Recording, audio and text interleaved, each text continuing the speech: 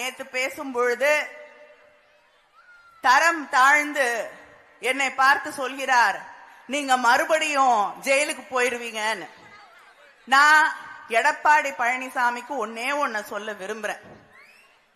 வழக்கு என் மீது பொய் வழக்கு போடப்பட்டது உண்மை. அந்த வழக்கை எதிர்கொண்டு என் மீது குற்றம் இல்லை என்று சொல்லி விடுதலை செய்யப்பட்டு இங்கே உங்கள் முன்னால் நின்று கொண்டிருக்கிறேன்.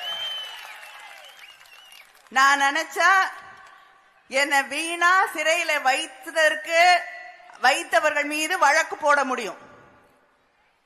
ஆனா விடுதலை செய்யப்பட்டவள் நான், குற்றம் இல்லை என்று. வழக்கெல்லாம் நிலுவையில் இல்லை, மேல்முறையீட்டுல தான் இருக்கு. அதுக்கும் இதுக்கும் வித்தியாசம் இருக்கு.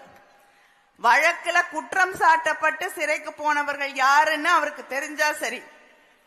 அவர் மேல நிறைய வழக்குகள் இருக்கு, அதையும் அவர் ஞாபகம் வச்சுக்கணும்.